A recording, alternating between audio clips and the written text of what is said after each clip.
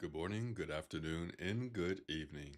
I am the Taco Nome, and welcome to my humble slices of the internet that are my Twitch and YouTube channels. How is everyone doing today? I hope you're having a good day today, hopefully, even a good weekend.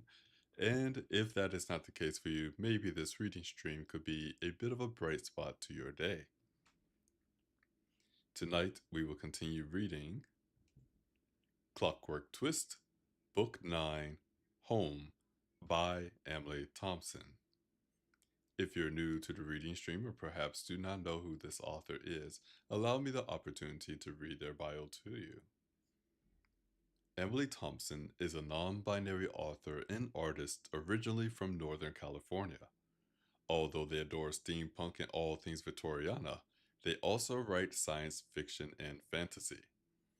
After studying film and animation at university, Emily changed to a Japanese language focus and studied in Tokyo. After receiving a language degree and spending a number of years abroad, they now live in Washington and spend most of their free time writing in coffee shops, painting, crocheting plushies, coding, and playing lots of cozy video games. That is our author for the evening. Normally, before we begin the reading stream, I like to go through any news that may be affecting this channel or now this channel is basically the reading stream. It used to be more game stream as well, and maybe that could happen again in the future, but for the moment, this channel is basically the reading stream. However, news for the reading stream. Let's see. I believe next Saturday evening, same time, will be poetry night because if I'm not mistaken, if my calculations are correct, which I believe they are, we are finishing this book tonight, which means we have to do a bit of a palate cleanser. We'll do some poetry next Saturday, and finally, May 31st, there will not be a reading stream because that is now moving over to June 1st, which is a Sunday. So Sunday, 8 o'clock Eastern Time, we will begin the new schedule for the reading stream, which I will have to admit it will take me a little time to get used to as well. We started this reading stream about 3 years ago, if you will. I believe it was 3 years ago. Let me do the math again. Yes, 3 years ago, we started up the reading stream. And the reading stream has always been Saturday, 8 o'clock Eastern Time. So I'll have to undo 3 years of training in my own brain to remember that.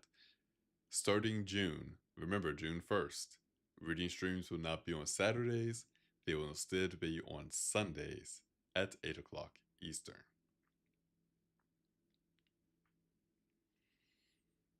From there, we will probably continue this series. We only have about 3 books, actually. We have 3 books left in the series. So we're getting there. And I want to take time to thank the author of this series, Emily Thompson. I do want to take the time to thank them for allowing me the opportunity to read their works on stream for, well, all of you.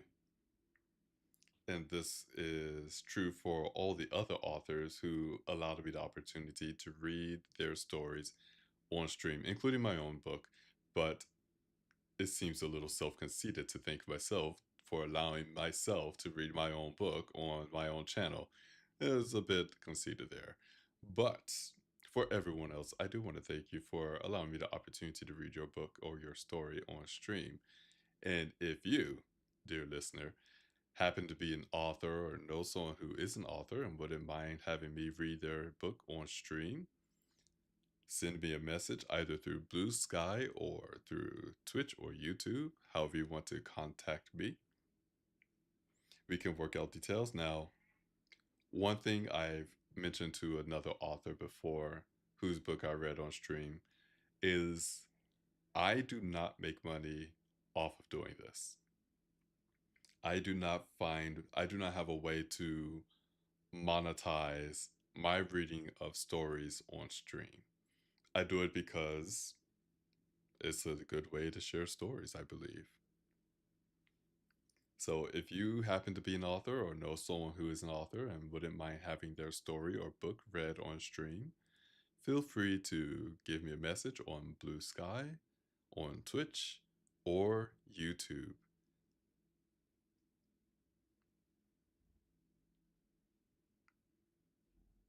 I forgot my train of thought. I forgot what I was thinking. Oh, any other news? Any other news for this channel? I do not believe so. We have our tea ready to go, which is still very hot to touch. I felt as if I was going to burn my fingers off there. We have our book ready to go. Message from the author themselves. Thank you for reading my books. Honestly, thank you for, again, thank you for allowing me the opportunity to read your books. And I'm sure I've told this story before on stream, and I'll tell it again. When we first started the reading stream, the idea was I wanted to read books by authors who may not be well known, preferably more modern authors, instead of, copyright free novels, which would be like Frankenstein or Dr. Jekyll, Mr. Hyde, books and stories that people may already know. Want to introduce other stories instead. So, Erudite, thank you for giving me the permission to read your series on stream. Erudite says, I feel so lucky you asked. Honestly, I feel lucky that you accepted. It's a back and forth.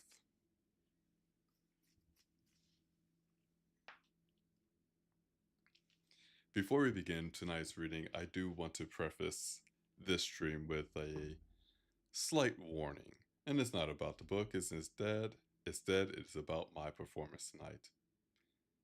I am rather tired. Let me preface this preface. I am rather tired and a little drained because the past couple of days we have been trying to reintegrate our cat back into the household.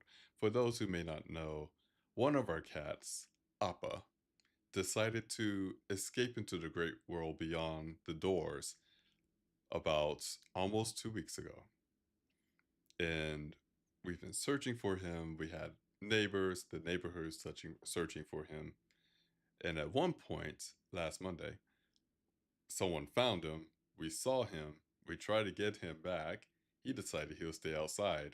Now, it's also possible he was a little shy and afraid of the person who found him, so he just decided to stay away. Well, Thursday evening, we were beginning to have a thunderstorm, and our neighbor came to our door and said, "We think we found your cat. They're underneath the staircase." We go outside, and sure enough, there was Appa underneath the neighbor's staircase. We tried to coax him out. Eventually, we got him out, and we brought him back inside to, well, perhaps his first meal in who knows how long. I'm not too sure. He was very happy to eat. I've never heard a cat meow in delight while eating. However, our other cat, Momo, who they grew up together, essentially, she does not recognize him yet because he smells different. And now she's hissing at him. And so we're slowly trying to reintegrate them, which means keeping them separate from each other and so forth. It has been a bit of work. And I just finished driving back from a town about an hour away. So if I am a little tired during the reading, if it shows during the reading, my apologies to everyone. But I believe we will do just fine.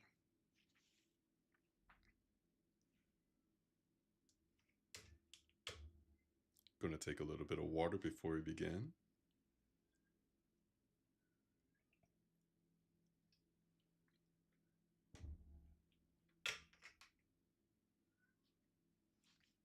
Very well. And with that, let's get into tonight's story.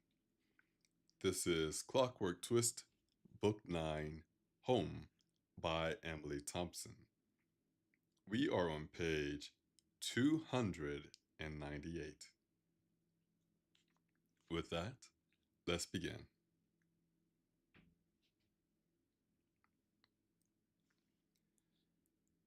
The world fell suddenly silent, and all of the lightning ceased at once. Twist looked back to find his friends all crouching or kneeling on the ice, but Storm was completely gone. Where his thrashing body had been, there was now only a pile of soft, fluffy, pure white snow. Still holding the blood-streaked knife, Kima stared down at the snow in disbelief as the now gentle wind began to blow the lighter flakes away. Ozzy and Quay both stood and backed away. Jonas sat back on his heels and reached out to brush at the snow. It shifted under his hand, showing nothing at all beneath but the frozen surface of the lake. Kima looked up at him, a smile starting to bloom on her face. Seeing that the danger had passed, Philippe hurried down the ladder. Twist followed after him, unable to stand still a moment longer, and Arabelle came along as well.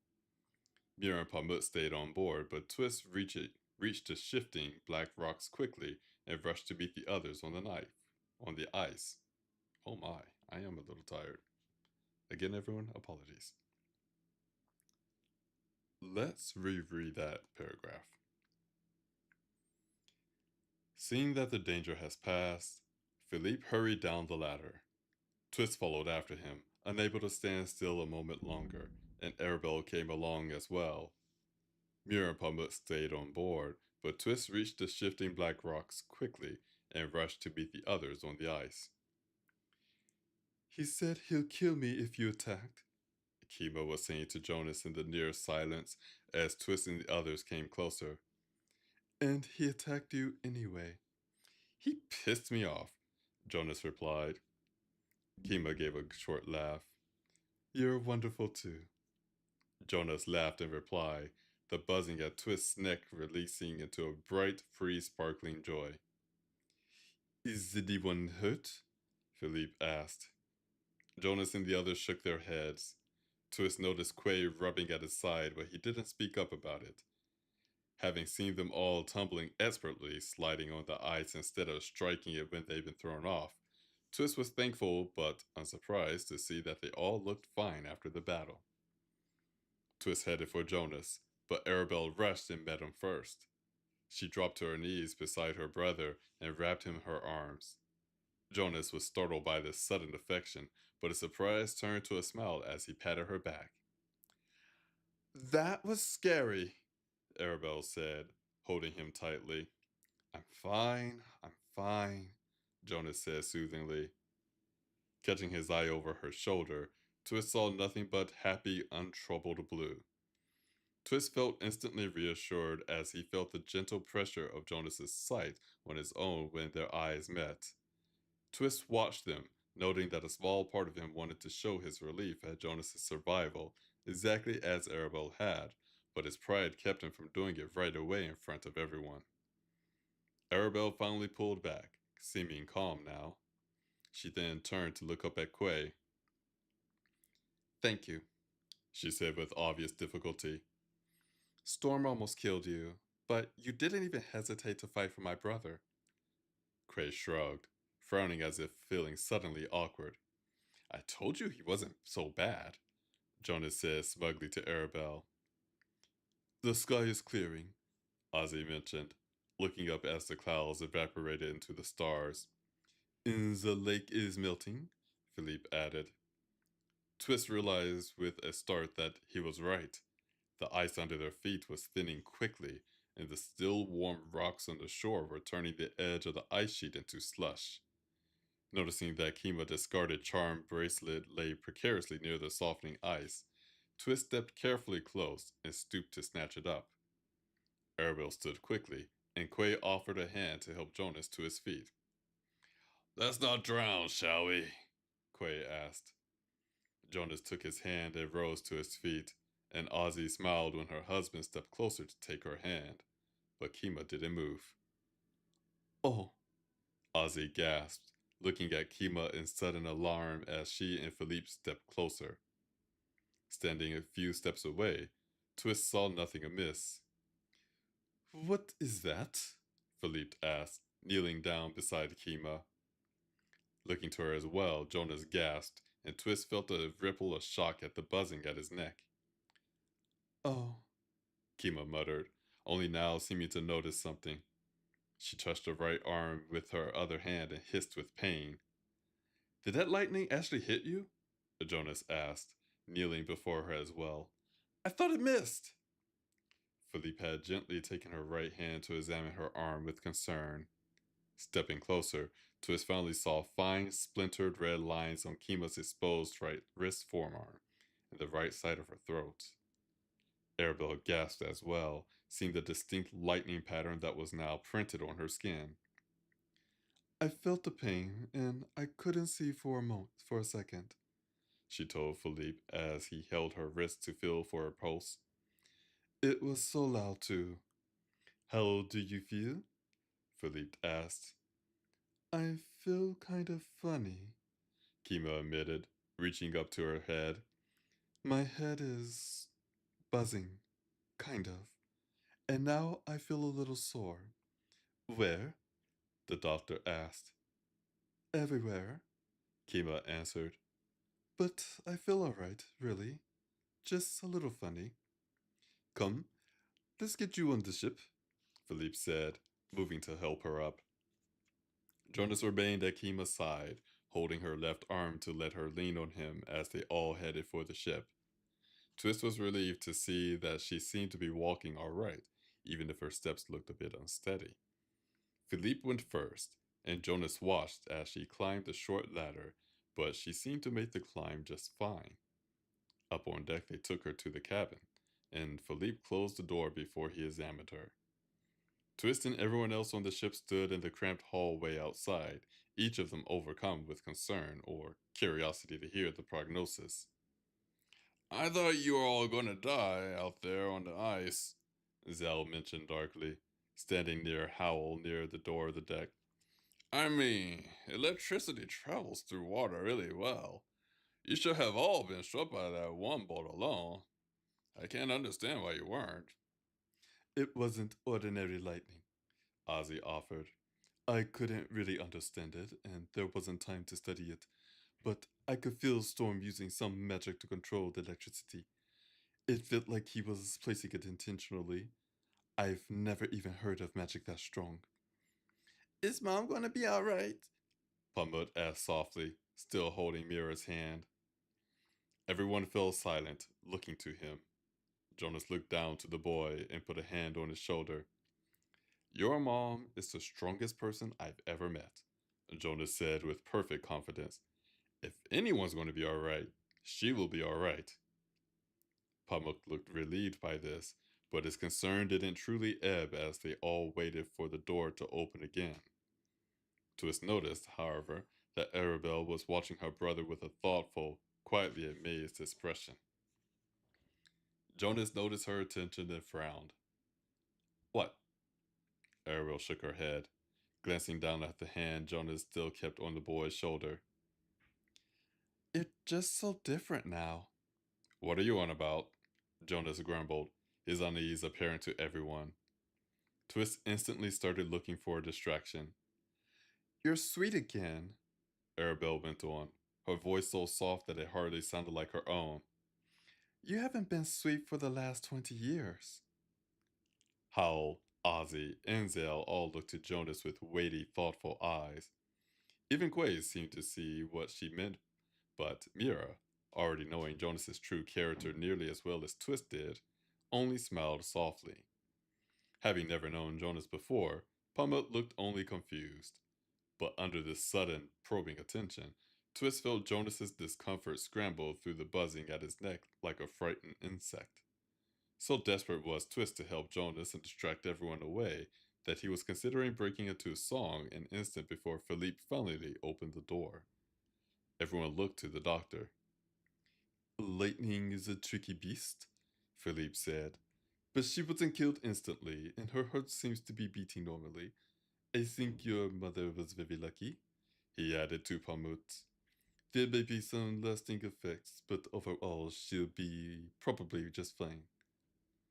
Pamut gave a great sigh of relief at this news, and Twist felt a similar wave of the emotion in the buzzing at his neck, while every face around turned to relief as well.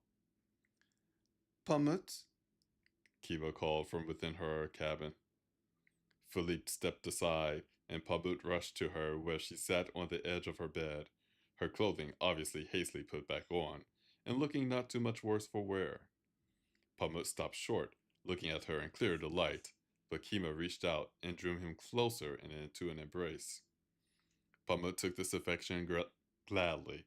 He sat beside her on the bed, his arms around her middle, and he looked more at peace than Twist had ever seen him. Jonas, Twist, Mira, and Quay all entered the room as well.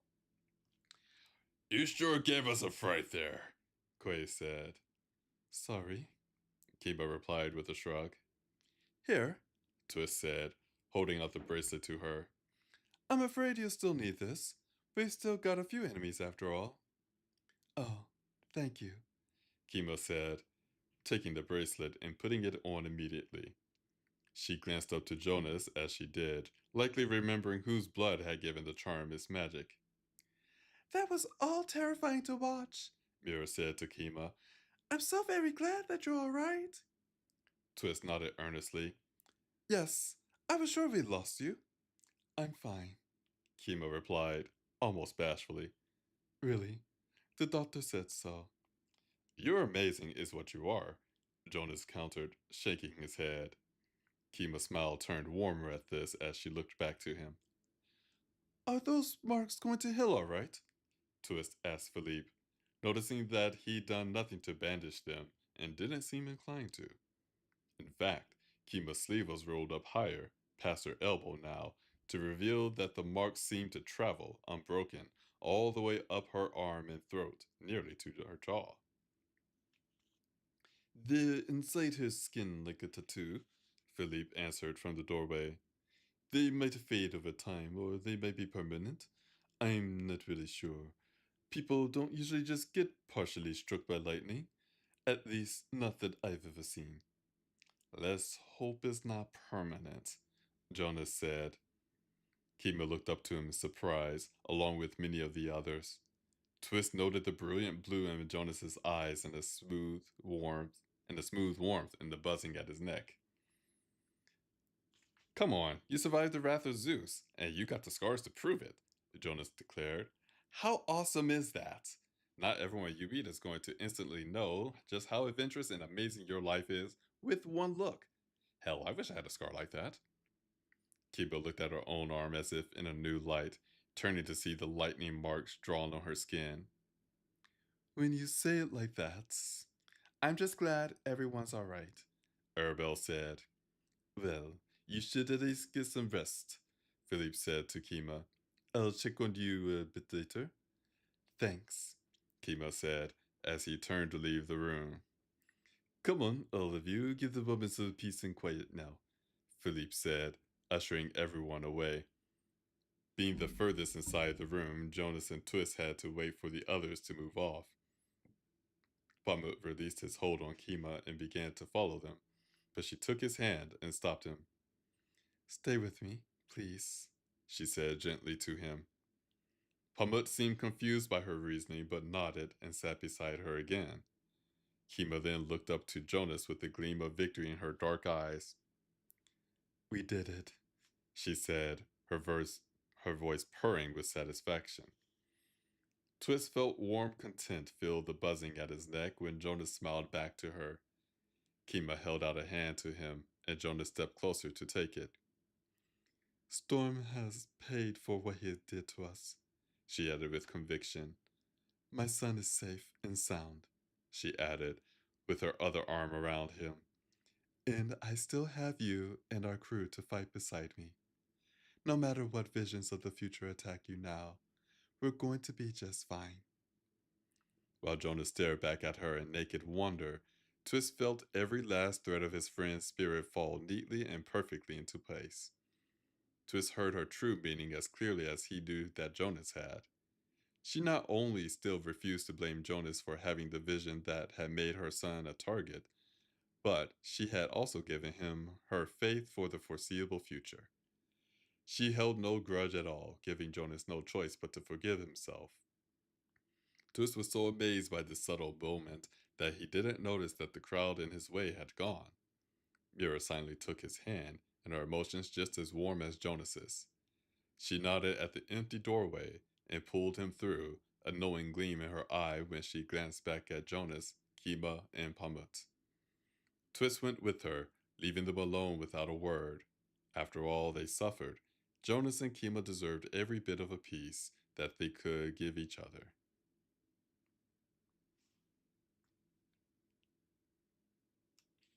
Here we're going to take a quick chapter break. Let's see how our tea is doing here.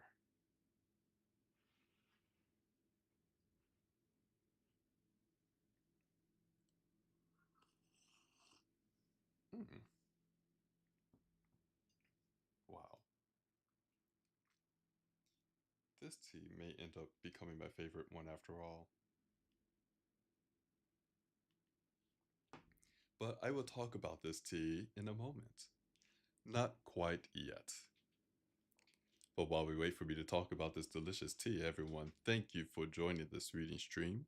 Whether you're here live or you're listening to the VOD, and of course, you could be live here on Twitch or on YouTube.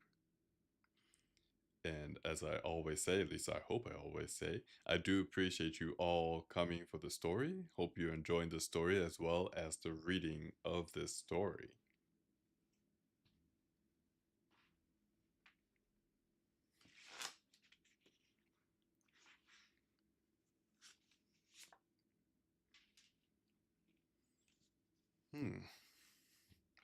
Had to take a deep breath there. In fact, one moment. It's actually warmer in my room than I realized. But I believe we are ready for the next chapter. So, with that, let's begin.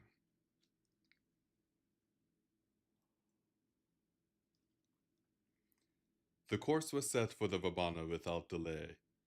Arabelle confirmed that according to her sight, it hadn't moved at all since they left, and as far as she could see, it was untouched.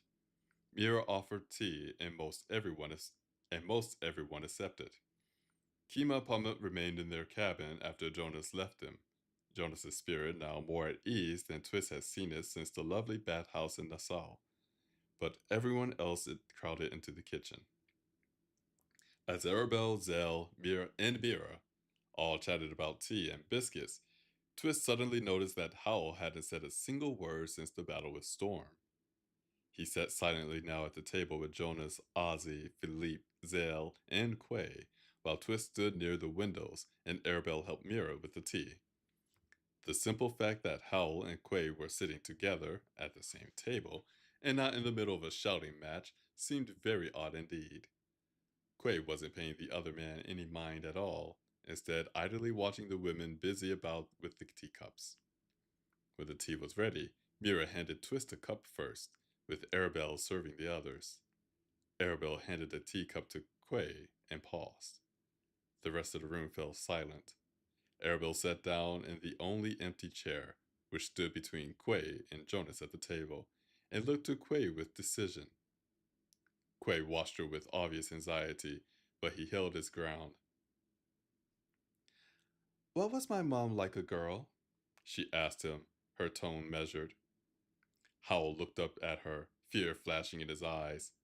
Ozzy, Philippe, and Zell all seemed to find her question peculiar and glanced to each other for explanation.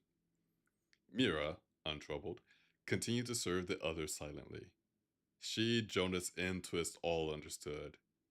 Clearly not expecting this question, Quay took a moment to respond.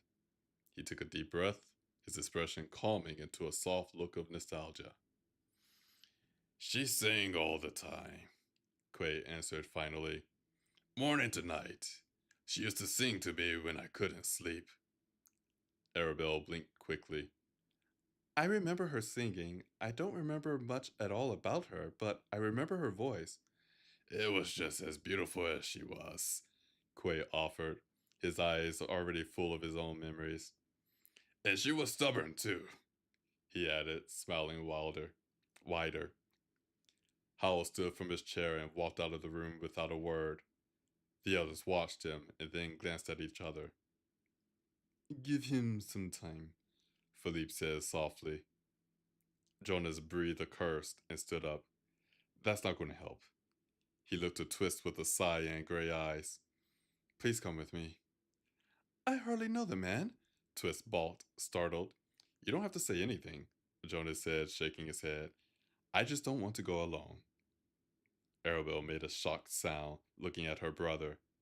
Twist guessed it might be due to this sudden and open admission of wanting help.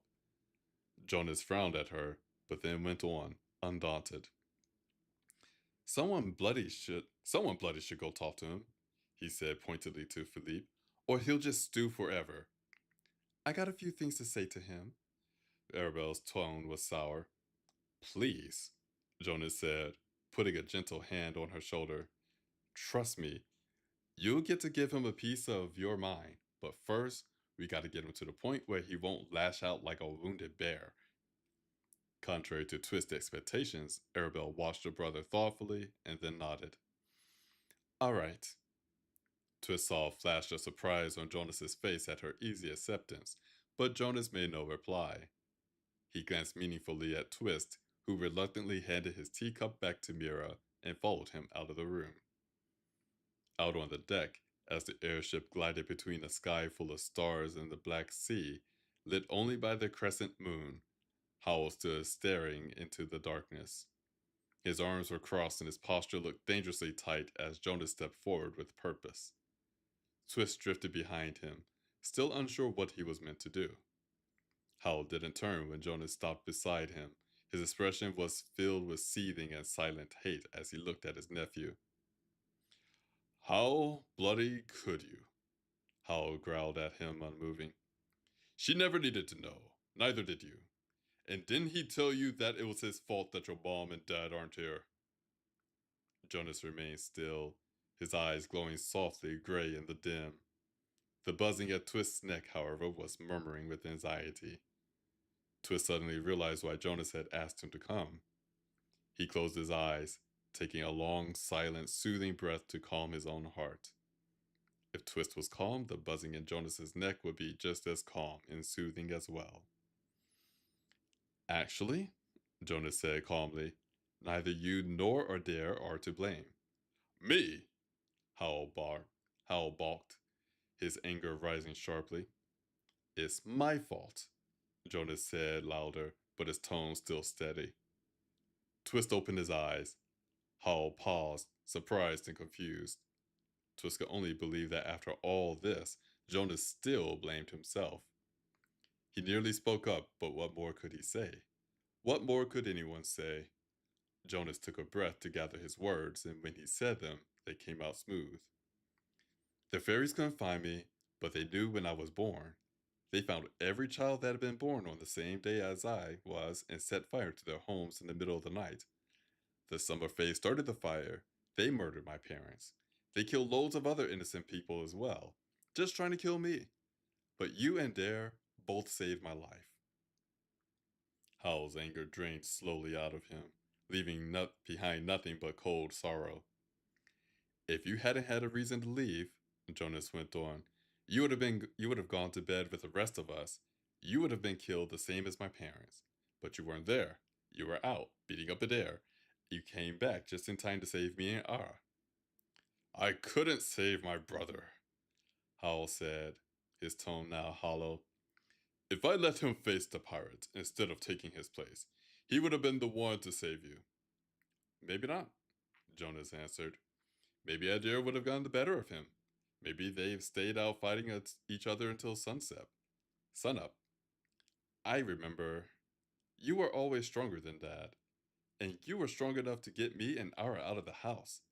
But if you never left, you would have been asleep when the fire started. Howell, seeming to listen to him, gave a heavy sigh. Shocked as he was by this, Twist struggled to keep his own heart steady and calm. I know you're going to hate this, Jonas began gently, but you have to hear it. Howell looked to him uncertainly. If it wasn't for Adair's challenge, we all would have died. Howell's gray eyes snapped hard and cold. Don't you dare! I know he's easy to blame, Jonas went on, undaunted. He's a bastard. He was actually trying to break up the family. Sure, that's probably only because you and Dad never let him see Mom anymore. Howell shifted and gave a low, grumbling growl. But, Jonas pressed, the simple fact remains and it will always be true. Those bloody fairies were after my head. No matter what anyone else did, they were going to light the fire with the express intent to murder me. If you want to blame someone, blame the murderers. Not the man who got you out of harm's way so that you could save a pair of children and take them to a bloody gypsy witch that could actually protect them. Mama protected you? Howell asked. Jonas pushed his sleeve up his arm to show Howell the tattoo just under his elbow. It was only barely visible in the thin moonlight, but Howell already knew what it was. I didn't always have this, but having this same charm up around the camp kept me invisible to them for years. How did she know? Howell asked, looking even more confused. My sight, Jonas answered, pulling his sleeve back into place. Her sight is that she can see other sights. My sight looks just like Twist's, and she knew the fairies would be after me. She took steps. Howell shook his head, clearly struggling to take in all of this. Then he paused, his expression grim. They told me it was an accident. A candle that had been left burning. There was a rash of them across London. He stopped, looking to Jonas in horror. Those other fires were all because of the fairies. Could be, Jonas said with a nod. I don't know how many people died because of me. Twist had never considered the other families who had been targeted. But even if it had all been an effort to kill Jonas, it was ridiculous for Jonas to take any of the blame. Howell looked at him with thoughtful sorrow once again and raised a hand to lay on Jonas's back, while Jonas's dull, pewter gaze remained on the horizon. It's not your fault, son, Howell said. You never asked for any of this. You never did anything wrong. You were just an innocent little boy. Jonas's emotions writhed in the buzzing at Twist's neck like an angry eel.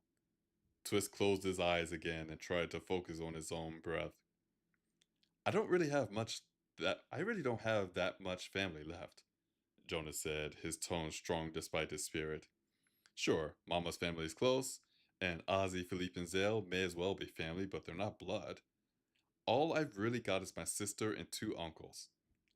Howell winced on hearing Jonas count him and Quay as the same. Twist silently realized that Quay wasn't Jonas's blood relation, but Howell didn't mention it either. 3 people, Jonas went on with more weight. That's it. I can't afford to lose one.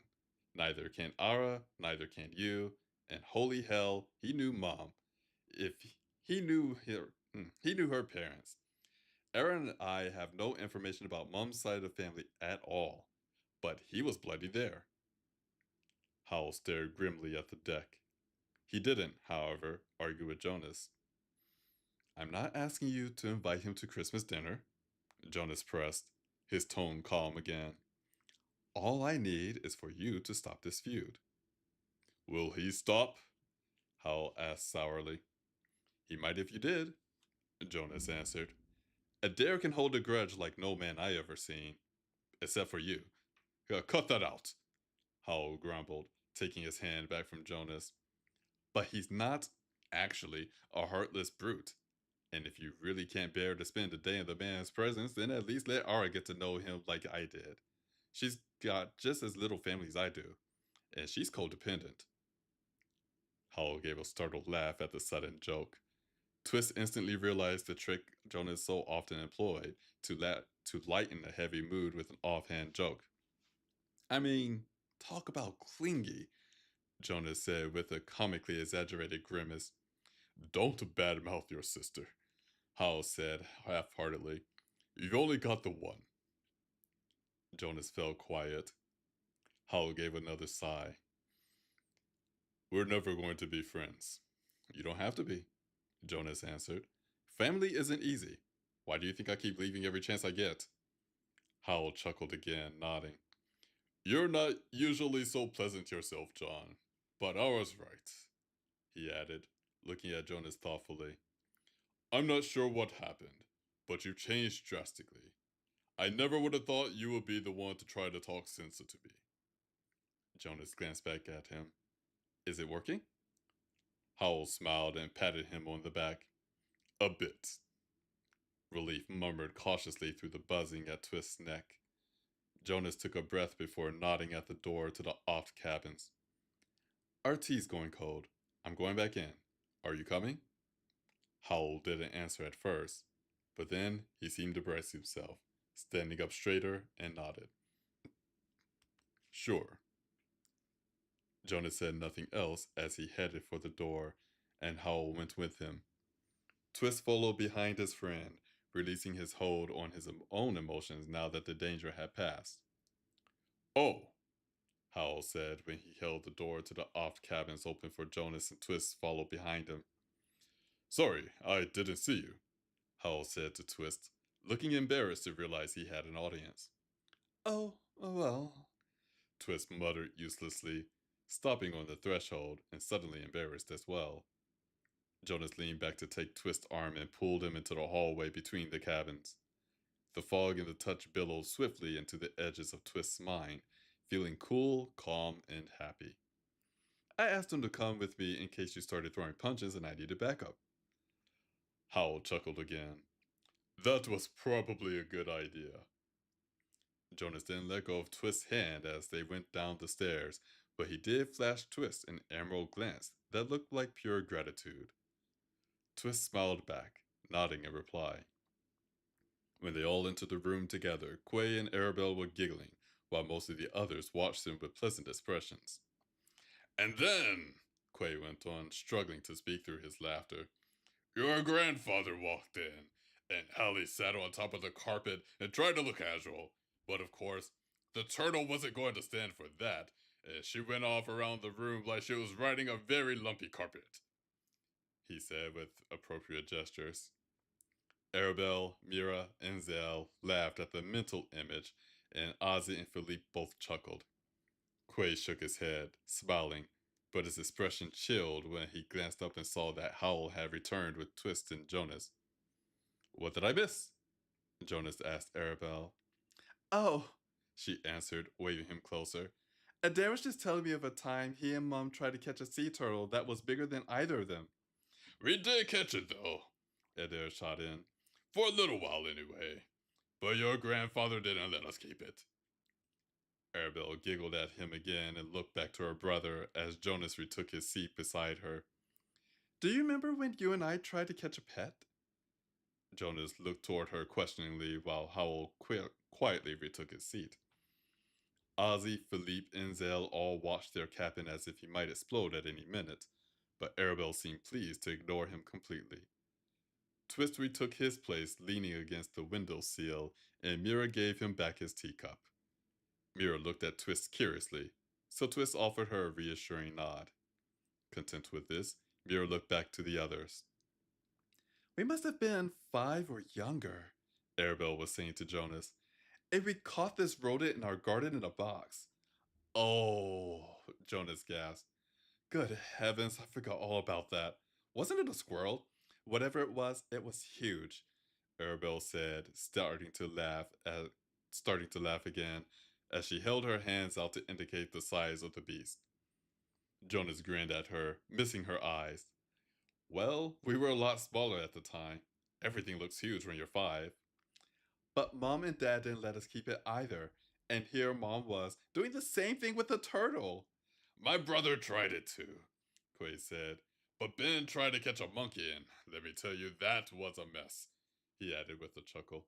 I'm pretty sure that it was a sort of rite of passage for a child to try to catch a wild animal that they can't handle. Twist was fairly sure he'd done no such thing as a boy, but he didn't mention it. Well, in our family anyway, Jonas offered with a shrug. Arabelle and McQuay both paused, looking to him, and then back at each other.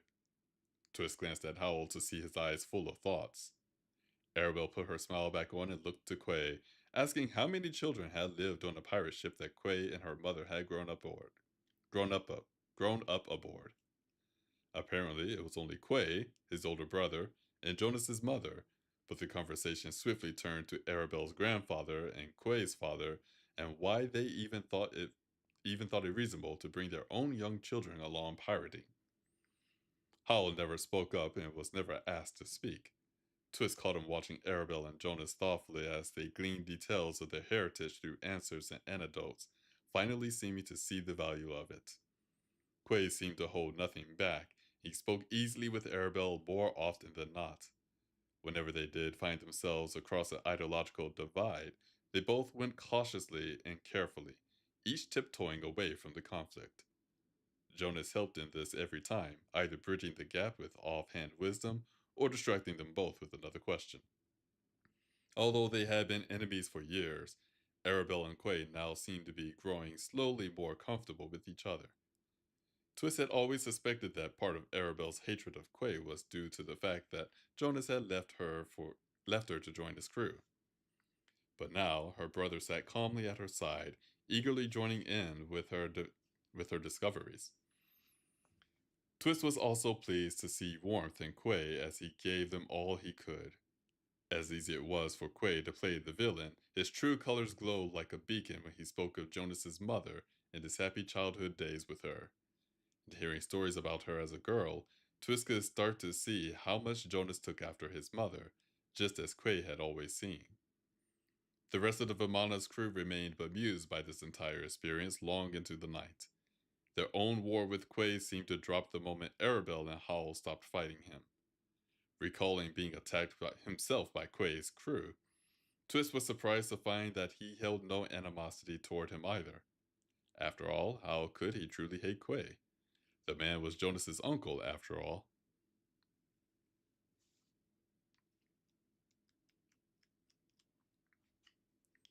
Here we're going to take a chapter break. Much warmer here than I realized. There we go, that's a little better.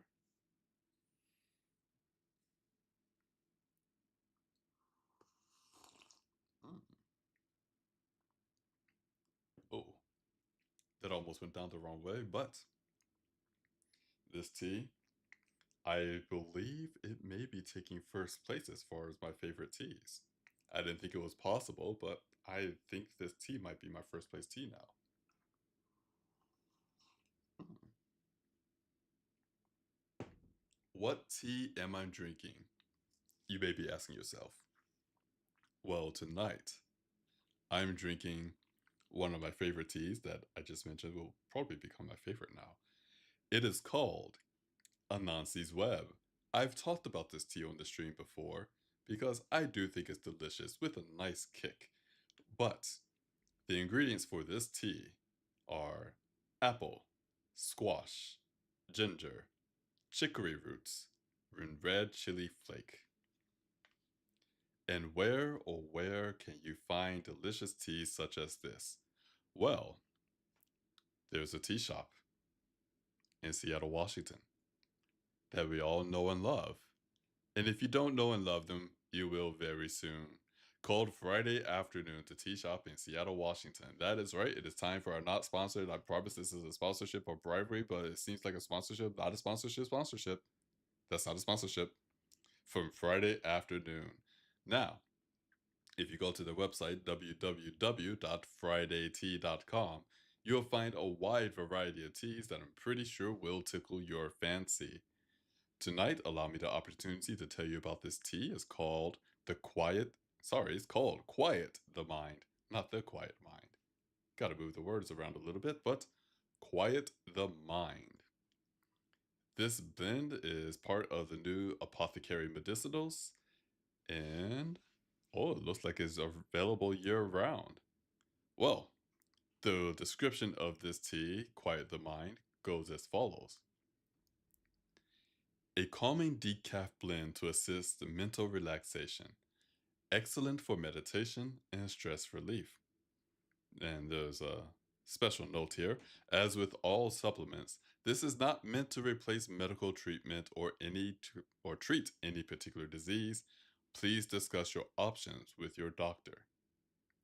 The ingredients: rooibos, orange peel, lemon verbena, rose petal, and lavender. And we have some reviews here. Oh wow, we actually have apparently 2 pages worth of reviews.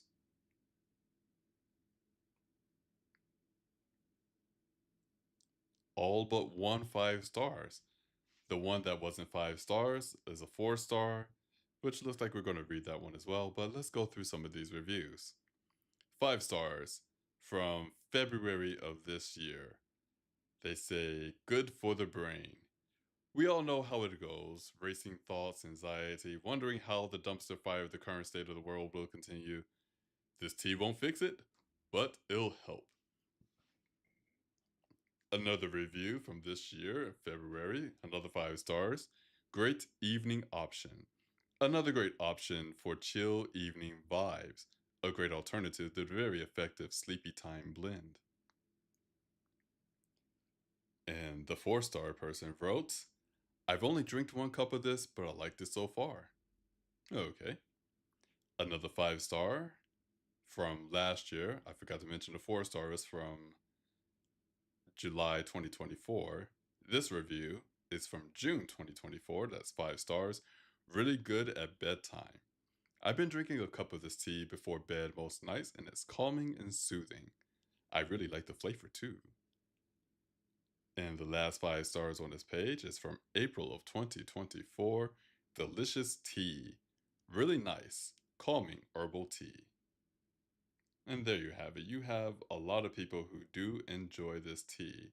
And I mean, honestly, Friday afternoon makes delicious tea blends that, as I say, will tickle your fancy. So if you want to give it a try, again, the website is www.fridaytea.com. Again, the website www.friday like the day and tea like the drink.com. And again, they do not bribe me. They do not tell me to do this. They do not threaten me whatsoever. There is no one behind me saying, if you don't read these cue cards correctly, then you will never see your puppies again. No, nothing like that. I just enjoy their teas, especially Anansi Web, because I still think this may be my favorite one now. Mm. I believe I said this before about Anansi's Web tea. It is so surprising to drink a tea that could be slightly spicy and yet so enjoyable.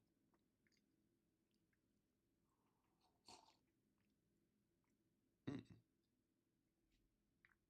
It's a good tea.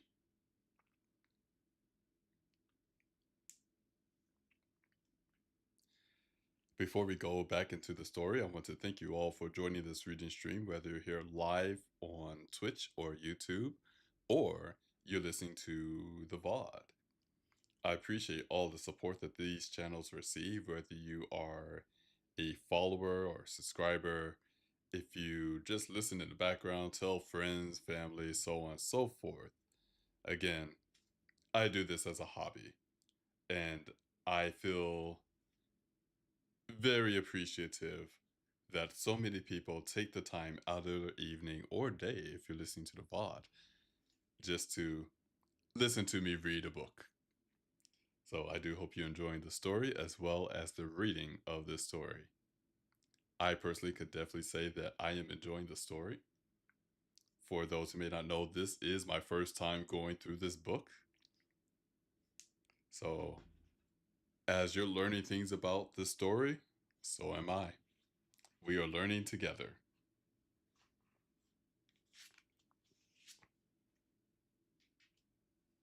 I'm looking forward to the next book. Also, before we go to the next chapter, I just want to say one reason why I'm really enjoying this series so far. and maybe I've talked about this on stream before, I am not a fan of stories where you can predict what's going to happen next. And I will say this story, this series, it is nice to be able to read, make a prediction of what might happen, and then see that I was completely wrong. For example, when I saw the title of this book, Home, I had thoughts of what would happen in the story, or at the very least, where it would take place, the setting of the story. I was completely wrong, and I love that. So, once again, shout out to the author.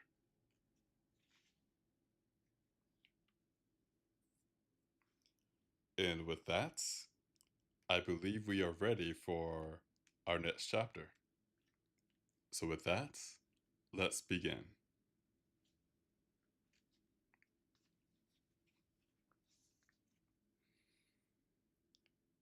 As the night stretched on, the excitement of the day faded, and fatigue finally began to show on everyone's faces. Jonas and Twist went to the bridge to double check their course and speed, leaving the Vamana's crew in the kitchen when Quay claimed he talked himself into exhaustion and went alone to his cabin to rest.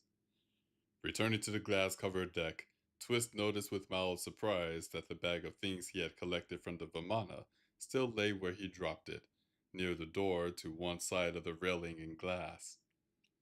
He went to retrieve his bag, but paused when he noticed that Arabelle and Howell were both standing close to it and seemed to be in a heated debate. Their voices were hushed and tense, making it hard for Twist to work out what the trouble was. Walking beside him back toward the oft, Jonas paused as well, apprehension clear on his face. He glanced to Twist and nodded as if to suggest they both give the two a wide berth and try not to get involved. Twist nodded to him, and they both stepped as silently as they could to the far side of the deck while still making their way aft. John! Howell shouted suddenly, making both Twist and Jonas jump in surprise. Don't drag me into whatever you're fighting about, Jonas yelped, speaking very quickly. Howell, however, was advancing on him swiftly, while Arabelle followed beside him. You started this, Howell grumbled at Jonas as he stopped within striking range. Jonas pulled his goggles on over his eyes hurriedly, while Arabelle gave a noisy and theatrical huff. Will you stop fighting and just listen to me? Arabelle demanded, calling a glare from Howell. I think I hear Mira calling me, Twist muttered, starting to continue on to the safety of the cabins. Jonas caught his arm, holding him still. Don't you bloody dare! Twist thought of a nice curse, but didn't say it, and he remained still when Jonas released him. All right, let's have it, Jonas said to his family. What's the trouble then? Your sister lost her mind, Howell said. Owl answered acidly. Oh, for heaven's sake, Arabelle said, crossing her arms. She is actually suggesting that once we reach the Vamana, we take that blackguard with us, Howell declared. Twist and Jonas both jerked in surprise at this, looking to Arabelle. I've been fighting one uncle for my whole life because the other one said he was a villain, Arabelle answered, while Howell grumbled at the comparison. I don't even know the man. I've never given him a chance, but he's family. You share no blood with that man, Howell snapped. Adopted family is still family, Arabelle snapped back. Just because he's not from your side of the family doesn't mean he isn't from mine. He tried to take your mother away from your father, Howell growled. What kind of brother wants to marry his adopted sister? All right, that is a little weird, Arabelle agreed. But that still doesn't change who he is. You do lots of things I don't approve of, but you're my uncle and I love you anyway. Apparently noticing, as Twist did, that neither Arabelle nor Howell seemed to need his presence, Jonas gingerly took one step toward the off. Look, John, Howell said, stilling him instantly. You're the captain of this ship. Are you going to just let one of your crew defect? Oh, I see, Arabelle grumbled at her uncle. Just a few hours ago, he wasn't fit to be captain, but now you can use him, he is? What? I haven't changed a heart. I read that wrong. One moment. What? I can't have a change of heart? Howell asked, affronted. Not that I've ever seen, Arabelle answered. If I could just interject, Jonas said a bit loudly, calling glares from both of them. Captain or not, I don't want anyone on my crew who doesn't want to be here. Granted, I might have bullied Quay on board at first, but that was because he was severely depressed from being left on his own for too long, and I was worried that he might actually drink himself to death if I didn't do something. If I didn't do something. You see what kind of man that pirate is? Howell said to his niece. That said, Jonas said forcefully, silencing Arabelle's reply, he seems to feel much better now, and although it might be hard to get it out of him, there is a great deal of kindness and decency underneath that crusty exterior of his. He taught me to play chess. He taught me how to hold myself in a fight. He tried to teach me how to be a strong, honest, and decent man. I know better than to trust him at all times. I know that his greed can rule him very easily, and I stay well clear of him if he's bitter, but still, of all the men I've known in my life after I lost my dad, Adair feels the most like a father to me. Twist listened to Jonas with new understanding. It was suddenly no wonder at all that Jonas had insisted on taking Quay out of that drinking den. Their relationship was clearly fraught with dangerous pits, and and Twist had seen both of them leave the other in peril for the sake of personal gain. But deep underneath everything was a connection that simply wouldn't break. Twist even began to wonder if Quay had ever fully intended to leave Jonas in the Cypher's clutches when given Jonas and Twist over to Loki. Especially taking a shape-shifting Kisune with him, Quay might have planned to mount a rescue once he'd been paid, saving Jonas as well as getting his prize, and then been able to guilt Jonas into gratitude. It might have worked if Twist hadn't managed to save everyone else himself. Twist suddenly realized that Jonas's words had left a silence between them while Twist had been musing. Arabelle's face now lacked all anger while she looked at her brother in contemplation. Howell had also calmed, but he appeared deeply disappointed. After all, he also tried to fill the role of Jonas's second father, but Quay had succeeded where he had clearly failed. My point is, Jonas said, speaking more softly now, that I think it would be good for Ara to know the man, and it would be good for you to stop wasting all this energy on hate. So why don't you ask Adair what he thinks? If he wants to go with you, then I won't stop him.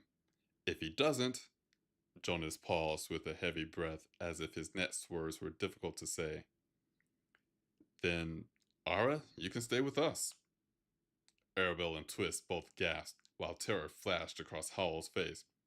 Wait, no, hold on, Howell said quickly, looking to his niece. I need you on the Vamana.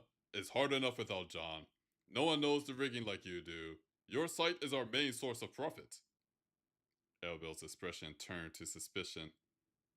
And, of course, Howell added, looking suddenly pitiful, I just don't want to lose you, Ara.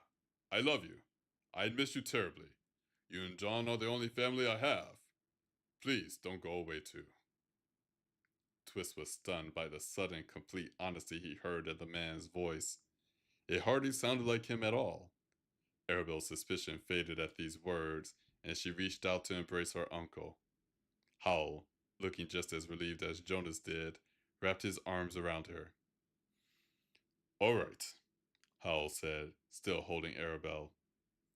We'll ask him.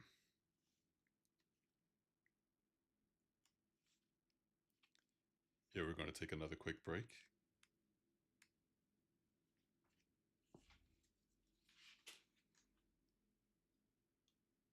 In fact, let me double check here.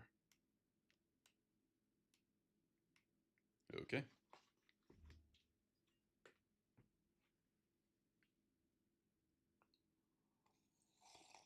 Mm.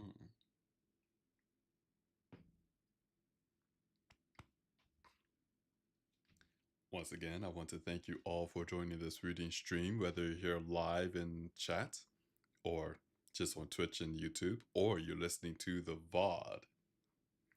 Hope that you are enjoying the story as well as the reading of this story. Going to do a quick stretch here.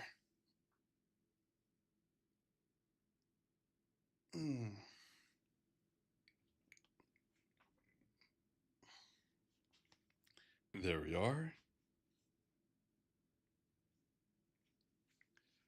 With that, let us go into the final chapter for the evening.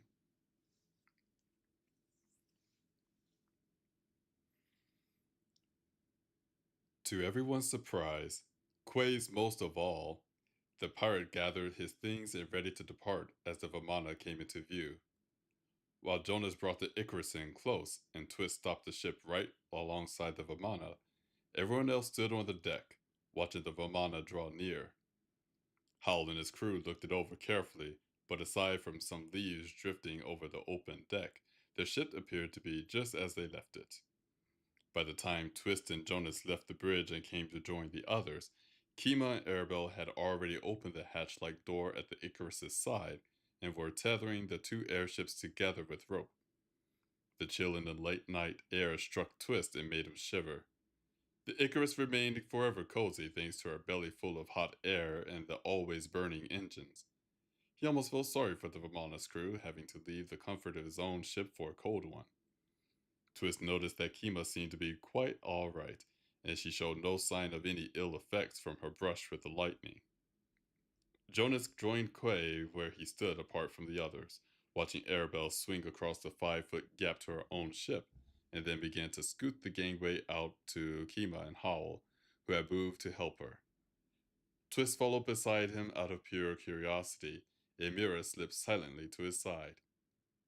So, Jonas said, you going? Quay looked back at him in dismay and confusion.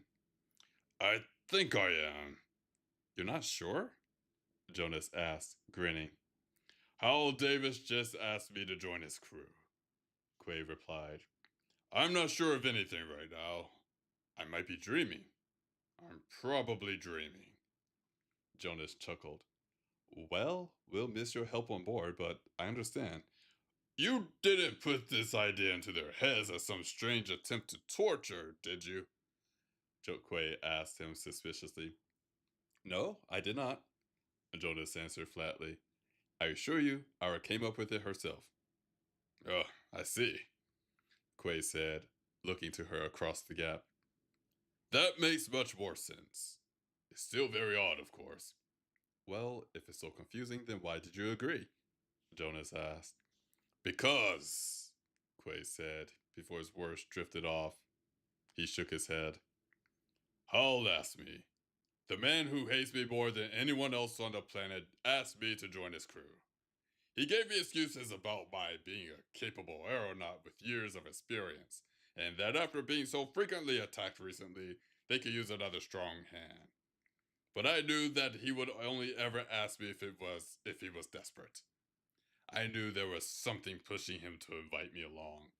He also promised to put our feud to rest, if I would. Will you? Jonas asked. I'm not getting shown up by that bastard, Quay answered with a smirk. I can hold my tongue just as long as he can. I suppose that's good enough, Jonas said. But I feel I should say, he added, turning to nearly look at the pirate. If you find that it's not going to work out, don't just go off on your own. Ask Ara to find us for you. You can always come back to my ship. Quay looked back to him, clearly stunned. Considering the many abandonments that Quay had listed in his past, Twist instantly began to wonder if anyone else had ever made such an offer to him. Quay reached out to Jonas and gave him a hearty pat on the back, although by his tight expression and swift blinking, Twist suspected that a hug was more what he wanted. Mira took Twist's hand, Mira took Twist's hand, drawing his attention to her while her surprise at this touching moment flooded his sight, and she shot him a look that matched her emotions. Twist smiled back to her. Thank you, Quay said, his features falling back under control with obvious effort. I'll remember that. Don't go all blubbery on me now, Jonas said. Quay shot him a glare, taking his hand back. What are you on about? Jonas chuckled. Nothing at all. Well, Mira said as she released Twist's hand and stepped closer to Quay. I shall miss you too, but thank you for teaching me how to cook, and I hope you have a lovely time on the Vimana. Quay nodded, looking at her fondly. Thanks. I'm sorry I tried to sell you to people. Mira smiled back brightly. Good. Quay chuckled at her as if she were a rambunctious puppy. Well, looks like we're off, Arabelle said, stepping closer to them now that the gangway was secured. Bye, Jonas said, as if bored. Arabelle narrowed her eyes at him, and then reached out. Contrary to Twist's instant expectation, however, she didn't strike him. Jonas flinched as if she might, but Arabelle only took him into a tight hug instead. Jonas patted her back as he relaxed, wrapping her in his arms until she pulled away. I know you won't, she said, looking at him while he avoided her eyes. But I wish you would come with us too. Sorry, love, Jonas said casually. I'm no good on that ship. Arabelle sighed and shook her head. Why am I surrounded by men who can't be honest about their feelings? Quaid, Jonas, and Twist all shifted uncomfortably at this. Mira patted her supportively on the shoulder. They might all pretend to be scoundrels, but that's actually best. You got to be very careful about men who pretend to be good. Those are the truly evil ones. Jonas looked at Twist worriedly. Looks like she's going to you. Twist gaped back at him, too startled to defend himself. Quaid chuckled to himself, but tried to hide it by glancing away. You know, Mira said to Jonas with venom in her voice, my fingers are metal. If I slap you across the face, it will hurt. Jonas started chuckling too, and he held his hands up submissively.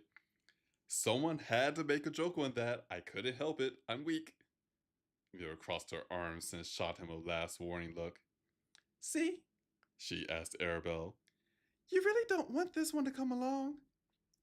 Arabelle shook her head. I think you're right. Well, she asked, looking to Quay. Are you all ready to go? As ready as I'll ever be, Quay said with a shrug.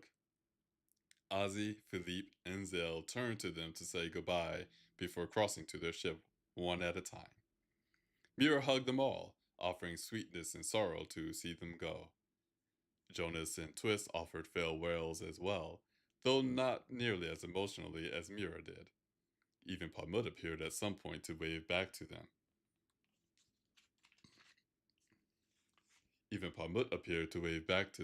And Kima offered her own words in parting. When Quay was about to cross, she stopped him and offered a handshake, expressing that she had grown to enjoy his company. Quay, seeming surprised but grateful, returned her sentiments. Once Arabelle had stepped off the Icarus and returned to her own ship, leaving the Icarus to just Twist, Jonas, Mira, Kima, and Palmut now. Howell crossed back to the Icarus alone. One last thing, he said to Jonas with great seriousness. If he causes too much trouble or threatens the safety of my crew, then you could give him back to us, Jonas said, cutting him off. It's fine. Just ask Ara where we are, and we'll take him back. You will? Howell asked, doubting. Anytime, Jonas answered with a nod. Just don't leave him anywhere alone. If you have to get rid of him, make sure you leave him with us. If you just drop him off somewhere, you might as well kill him yourself. Taken aback, Howell paused. Is he intent on suicide? Only when he's abandoned, Jonas answered. Howell still seemed to lack understanding, but he nodded nonetheless. All right. Have a good flight, Jonas said, offering a handshake. You as well, Howell replied, taking the handshake. Mira hugged Howell once more, and Twist and the others said goodbye before Howell crossed back to the Vimana. The gangway was pulled back, and the Icarus's hatch was closed, freeing the two airships from each other. Shall we then? Jonas asked Twist, nodding at the bridge. Where are we going now? Kima asked, stealing them. No idea, love, Jonas said with a smile. Isn't it marvelous? Although she clearly didn't see the glamour in flying aimlessly across the world, she smiled back at him. Twist and Jonas brought their airship up high into the sky, into the atmosphere, and Twist let the engines run out full. The ship sang with delight in Twist's sight to be on the move yet again. Jonas picked a heading and locked the helm for the night.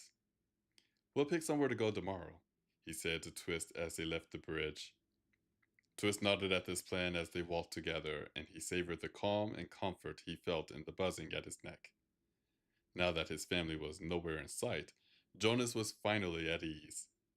Kima and Pamut had gone to their cabin, but Mira still stood on the deck, now holding her own still-packed travel bag full of things from the Vimana.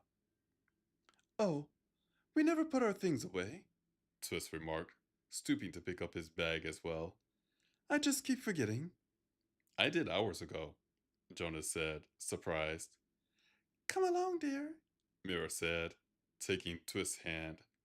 Let's go put these things away before we go to bed. It's getting very late. That sounds like a good idea. He wasn't sure what time zone his watch was set to, nor which one they were in now, and so didn't bother to check the time. Good night, Jonas, Mira said. Sleep well, puppet, Jonas replied, giving them a wave. Twist said his goodnight over his shoulder to Jonas and followed Mira away. Returning to their cabin together, Mira suddenly began unpacking her things into her cupboards. Twist followed her example and set about finding new homes for his old possessions. The need to sleep nagged at him, but he seemed to gather a second wind as he worked. The silent act of deciding which drawer to keep his cravats in, how to order his waistcoats in the wardrobe, and finding the perfect place to put each of his things slowly but surely put Twist's spirit at ease. Mira began to hum to herself after a little while, but neither of them spoke for a time, each enjoying this soothing activity. They might have lost a member of their crew, but it was nice to think that the crew still had was made up of only people Twist could easily trust and count as good friends or family of his own. A single card fell out of a lump of old tickets and pamphlets, scraps of nostalgia that Twist had never had the heart to throw away, and fluttered to the floor. He dropped the other things into the drawer on his nightstand and then stooped to pick up the card, flipping it over to read the front. It seemed to be a calling card, with a name and address printed on his face. Good heavens, he breathed, smiling at the memories that filled his mind as he read the name. What's that, dear? Mira asked curiously, glancing to him as she draped one of her saris over a hanger. Do you remember that chap we met on our trip across the North Pole? Twist asked, sitting on the edge of the bed with the card still in his hands. Alastair Harding. He was that young Londoner whose boat we borrowed in Melbourne to fetch Jonas and Skye once they escaped the Dragon spaceship and crashed into the sea. Oh, yes, Mira said, before she put the hanger and the sari into the wardrobe, and then came to join Twist. He was a very nice young man. This is his card, Twist said, showing it to her as she sat on the edge of the bed beside him. Mira looked at the card with interest. You know, he loved to hear me tell my ridiculous stories of adventure, Twist went on fondly. He said he never heard anything so outlandish or fantastic. Of course, I only told him the truth, he added with a chuckle. It was rather a lot of fun to tell him my stories, I must say. Didn't he say that you should call on him if you were ever in London again? Mira asked, seeming excited at the idea. Maybe we should go see him. Are we very far away? No, I don't think we're that far away, really, Twist said, recalling the positions of the continents in his mind.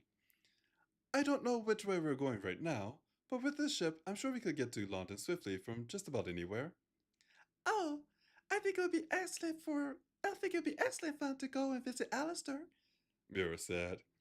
Besides, it's been quite a while since we last saw him. You could tell him stories of dragons and space adventures, and fairies and gypsies as well. Oh, and the flying island of foxes, too. And don't forget, There's Atlantis to tell him about as well. What about meeting the king and queen of Hawaii? Twist asked. And the vampires? Oh, have to tell him about the vampires, especially their giant mechanical elephant. Oh yes, you must, Mira exclaimed, lifting a hand to hide her giggle at the idea. You know, Twist said musingly, looking again to the name in the dress. Going to see Alistair sounds like a marvelous idea. We're not in any trouble and have nowhere else to be. I'm sure we could spend a few days in London if we like. I'm sure we could, Mira said, nodding. Besides, it'll be nice to visit London again anyway. Do you honestly like London? Twist asked her skeptically.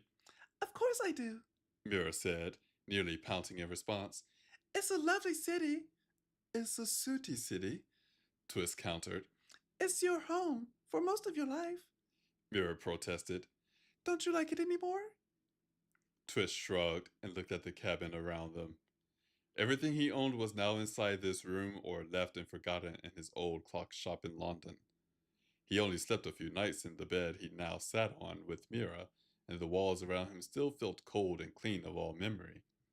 In contrast, there had been so many memories in his old London rooms that he felt crowded out of the space, and the last time he'd been there. But all those old memories were of silence, solitude, and empty moments. Right now, beyond the windows that filled the far wall, the vast ocean met an endless sea of stars. He'd never seen but a handful of stars in the London sky, but now he felt he could see them all. Last night he looked out over a wild forest full of pine trees under silver moonlight, and the night before that the majestic expanse of a tropical sea. Thinking back on older times, he realized instantly that the scant few memories he had just in this room were each worth 1,000 of those left in London. Twist put his arm around Mira's back and pulled her a bit closer, still gazing out at the stars. You know, darling, he said as she leaned in to fit comfortably against his side, I really don't miss studio London at all anymore. But I wouldn't mind visiting, even if it's just to see Alistair. She didn't respond, but Twist felt Mira's spirit calm into a warm and cozy ease as she leaned her head against his shoulder and watched the sky as well. He knew somehow that she understood exactly what he meant, even without her saying a word.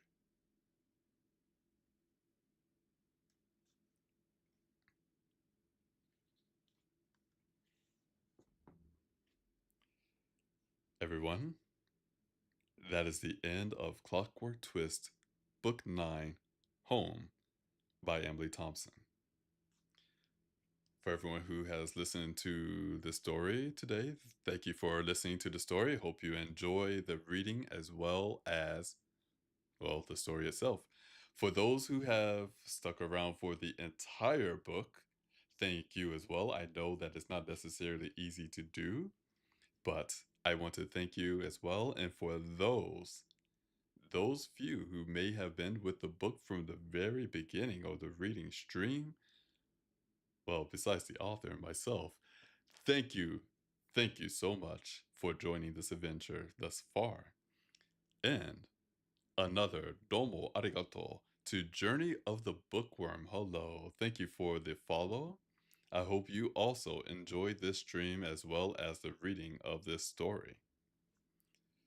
Also, just throwing it out there, a little side note of behind the scenes, if you will. Mira's voice, long term, I get lightheaded. Doing her voice that long, it just seems to suck the air out of me because I breathe in a lot of air and then I force it out a little constricted to try to make her voice.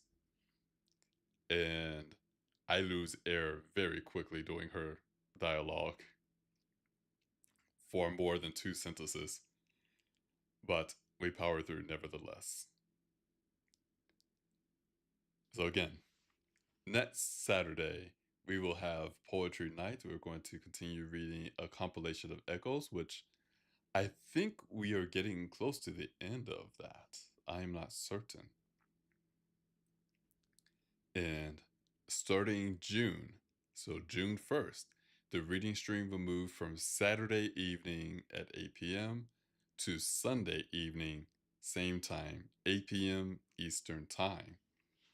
Which reminds me, I need to make sure I get the next set of books for the Clockwork series.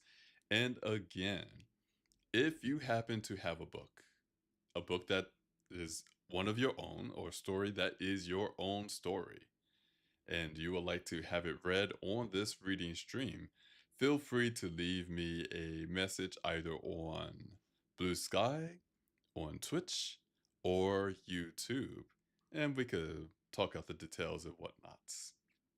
Because I am looking for new books, new stories to share with our wonderful audience. And with that, thank you all for joining this reading stream. I hope you did enjoy the stream. And I wish you all a wonderful day, a wonderful evening, whatever time it may be for you. And I will see you next time. Take care, be safe, and until next time, bye bye.